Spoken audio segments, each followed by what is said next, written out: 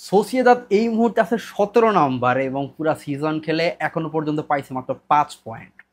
অথচ আজকে বার্সার জন্য এই সোসিয়েদাদের এগেইনস্টে ঘরের মাঠের ম্যাচ, এটা একটা বিগ ম্যাচ।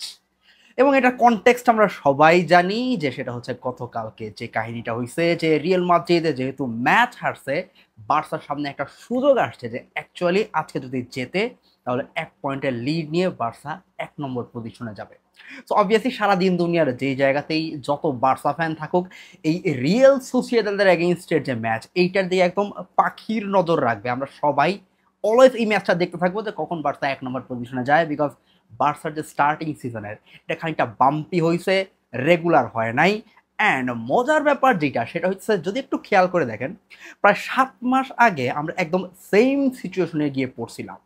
তখনও আমাদের রিয়েল সোসিয়েদাদের এগেইনস্টে ম্যাচ এবং ওই ম্যাচটা যদি আমরা জিতি তাহলে আমরা টপকায় রিয়েল মাদ্রিদকে টপকায় ১ নম্বর পজিশনে চলে যাব।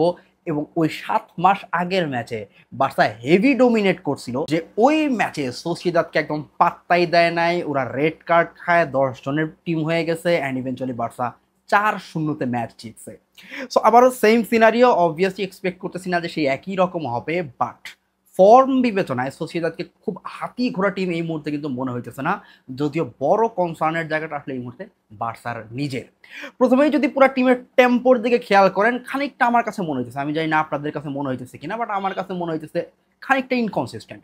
লেটস সে এর আগের ম্যাচটাতেই ওভেইডের এগেইনস্টে আমরা ভাবছিলাম যে ইজিলি ম্যাচ জিতবো, বিকজ ওভেইডের ফর্ম কোনো আহামরি কোনো কিছু না। সেই জায়গায় শুরুতে আমরা গোল খায় পিছায় পড়ছি, সেকেন্ড হাফে দুর্দান্ত খেলে কামব্যাক দেওয়া লাগছে।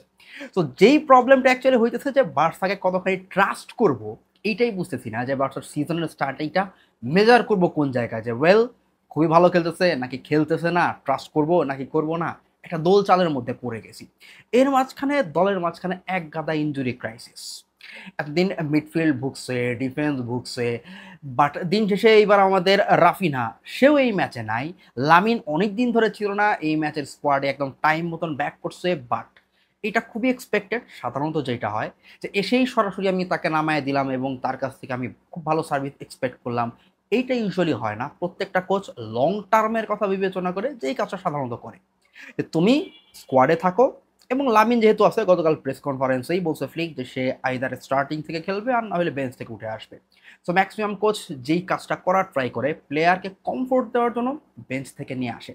সেইটা যদি হয় তাহলে বার্সার অ্যাটাকিং লাইন আপে নতুন কম্বিনেশন অবভিয়াসলি দেখতে পারার কথা। অ্যান্ড অ্যাকচুয়ালি এই টাইপের সিচুয়েশন আমাদের ট্যাকেল দেওয়া লাগবে দেখেই আমরা এই ট্রান্সফার উইন্ডোতে যাই হোক দু একটা প্লেয়ার সাইন করছি, এই এক্সপেকটেশন নেই। এনিওয়ে, বার্সার স্কোয়াড অ্যান্ড লাইন আপ নিয়ে কথাবার্তা বলার আগে জাস্ট সোসিয়েদাদকে নিয়ে এইটুকু র্যাপ আপ করি যে গত সিজনে তারা যখন জুবি মেন্ডিকে হারাইছে মিডফিল্ড থেকে, এরপর সোসিয়েদাদের উপরে অবশ্যই একটা বিশাল বড় ধাক্কা গেছে। সেই আগের ফর্ম, সেই আগের ফ্লেয়ার, এটা খানিকটা কমে গেছে।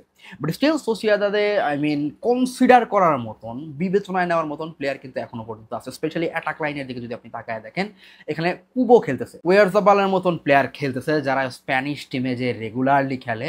সো এই জায়গাতে বিবেচনা করার মতন প্লেয়ার অবশ্যই এখন পর্যন্ত আছে, যদিও গোল প্রোডাকশনের দিক থেকে খুব হাতি ঘোরা না। স্পেশালি সোসিয়েদাদের ডিফেন্সিভ রেকর্ড এই সিজনে খুব একটা আহামরি ভালো না। এখন পর্যন্ত কিন্তু ৯ গোল কনসিড করে ফেলছে, যদিও বিপরীতে গোল করছে মাত্র ৬টা।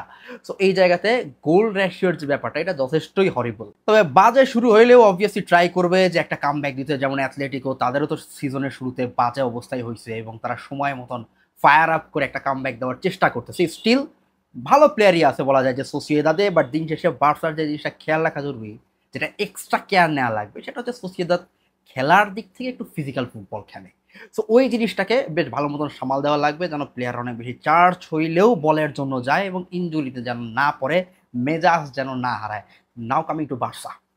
সো বার্সার ক্ষেত্রে যে জিনিসটা বললাম যে all this crisis and everything, but main এবং একদম ফোকাসের জায়গা যে জিনিসটা থাকবে সেটা হচ্ছে অবশ্যই গোলকিপার। জোয়ান গার্সিয়াও ইনজুর্ড অ্যান্ড আমাদের ডিপেন্ড করা লাগতেছে আমাদের স্মোকি শেজনি ভাইয়ের দিকে। গত সিজনে ক্রাইসিস মোমেন্টে এসে যা ডেলিভার করছে, আমার কাছে মনে হয় না যে মানুষজন খুব বেশি অভিযোগ করবে, বিকজ উই নো যে শেজনিকে আপনি সারা জীবন সে খেলে আসছে একটা ভিন্ন সিস্টেমে, এখন হঠাৎ করে এসে আপনি তাকে হাই লাইনে দাঁড় করাই দিচ্ছেন, আপনি তারে বলতেছেন বল পায়ে রাখো, all those things those are challenging. But গত সিজনে শেজনি টাইমলি যা দেখাইছে সেটা কিছু কিছু ম্যাচে তো একদম out of the world. Champions লিগে বেনিফিকার যে ম্যাচটা, ওইটা ভোলার মতনই না। And throughout the season I would say he was decent, but এই সিজনে ম্যাচ খেলার সুযোগ পায় নাই।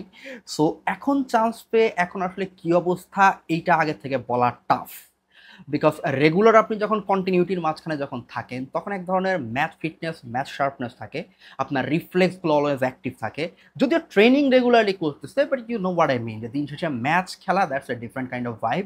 তো শেষদির জন্য এই জিনিসটাই দেখার, যে যদিও সে রেগুলার টাইম পাচ্ছে না, বাট এই ক্রাইসিস মোমেন্টে আসলে সে ঠিকঠাক মতন ডেলিভার করতে পারে কি। অ্যান্ড গোলকিপিং বাদ দিয়ে পরবর্তী যে জায়গাটা সবচেয়ে বেশি ফোকাসে থাকবে সেটা হচ্ছে অবভিয়াসলি একটু আগে যেটা বলছি, দ্যাটস অ্যাটাক লাইন।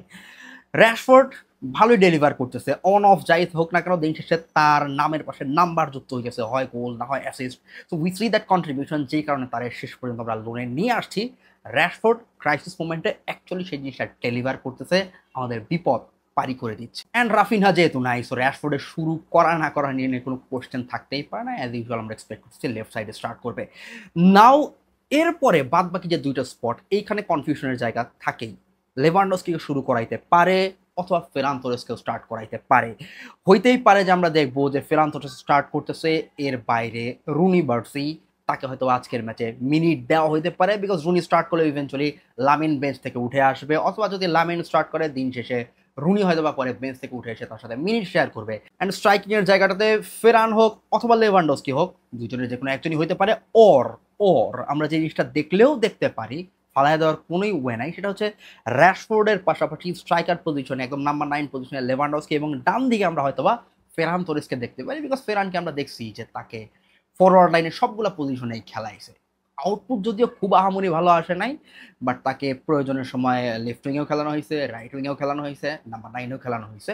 তো যে কোনো টাইপের কম্বিনেশন দেখা যাইতে পারে, এবং যেটাই দেখি না কেন আমি খুব বেশি অবাক হব না এই জায়গাতে। জাস্ট যেটা এক্সপেক্ট করি সেটা হচ্ছে, যেহেতু আমাদের অ্যাটাকিং লাইন আপে আমরা যেই কম্বিনেশনেই খেলি না কেন সেটা খানিকটা নতুন কম্বিনেশনই হবে, যেটা এর আগে আমরা ট্রাই করি নাই। সো মিডফিল্ডের জায়গাটাতে আই হোপ যে ফ্লিক কোনো ধরনের এক্সপেরিমেন্টে যাবে না, এই জায়গায় আমাদের স্ট্যাবিলিটি দরকার। গত ম্যাচে যেরকম আমরা হাফ টাইমের পরে ফ্র্যাঙ্কিকে নামায় পরে গেম কন্ট্রোল নেওয়া লাগছে, হোপফুলি এইবার আমরা কোনো ধরনের গ্যাম্বলে যাব না, কোনো ধরনের জুয়ায় যাব না, এবং from the very beginning Pedri and Frenkie should be starting. এবং এর বাইরে যেহেতু ফার্মিন বাইরে, অলমো, এর বাইরে আমি আর অন্য কোনো কিছু এক্সপেক্ট করতেছি না। অলমোর আই মিন ভালো গেম যাবে না খারাপ গেম যাবে আমি জানি না, বিকজ এক একদিন তার এক এক টাইপের ম্যাচ যাইতেছে, but hoping for the best, because এর বাইরে আমাদের খুব বেশি বেট নাই। টনি ফার্নান্দেজ অথবা ড্রো, এরা রেগুলারলি স্কোয়াডে থাকলেও এখনো পর্যন্ত অ্যাকচুয়াল ম্যাচের জন্য খুব বেশি মিনিট পাইতেছে না। তার মানে অবভিয়াসলি ফ্লিকের চোখে এখনো পর্যন্ত এরা 100% রেডি না। স্পেশালি ড্রোর ক্ষেত্রে যতগুলো নিউজ আমি এখন পর্যন্ত দেখছি, বার্সার মেন্টালিটি হচ্ছে ড্রো ইয়েস কোয়ালিটিফুল প্লেয়ার, তাকে নেক্সট জেনারেশনের জন্য খুব ভালো পটেনশিয়াল একটা প্লেয়ার হিসেবেই দেখা হচ্ছে, বাট যেই জায়গাতে তার ল্যাকিংস এবং যেটা নিয়ে কাজ করা হচ্ছে সেটা হচ্ছে তার ফিজিক্যালিটি। বার্সা এখনো পর্যন্ত বিশ্বাস করে যে তাকে একটা স্পেশাল ফিজিক্যাল প্ল্যানের মধ্যে দিয়ে নিয়ে যাওয়া এবং ফিটনেস প্রোগ্রামের মধ্যে দিয়ে নিয়ে যাওয়া জরুরি, যেন তার মাসল ঠিকঠাক মতন বিল্ড আপ হয় এবং টপ লেভেলে ফুটবল খেলতে যেই টাইপের ফিজিক্যালিটি লাগে ওইটা যেন ঠিকঠাক মতন ডেভেলপ করে, এরপর নিয়ে আসতে চাচ্ছে। সেইটা যদি হয় তাহলে অবভিয়াসলি এই মুহূর্তে ক্রাইসিস চললেও একাডেমির যে প্লেয়ারগুলো আছে টনি, ড্রো, এদের কাছ থেকে প্রবাবলি খুব বেশি সার্ভিস হয়তো বা ফ্লিক নিবে না। ডিফেন্স স্পেশালি আমাদের সেন্টার ব্যাকের জায়গাটা খানিকটা এনিগমা হয়ে আছে। মার্টিন নামার পর থেকে রেগুলারলি ভালো করতেছে লেফট ব্যাকে, রাইট ব্যাকে কুন্ডে, মাঝে মাঝে এরিক গার্সিয়ার সাথে টাইম শেয়ার করতেছে। সেন্টার ব্যাকের জায়গাটাতে এখনো পর্যন্ত ওরা স্টেবল না। কুবার্সি নামতেছে, মাঝে মাঝে রেস্ট দেওয়া হচ্ছে, এরিক গার্সিয়া নামতেছে, ক্রিস্টেনসেন নামতেছে, আরাউহো নামতেছে।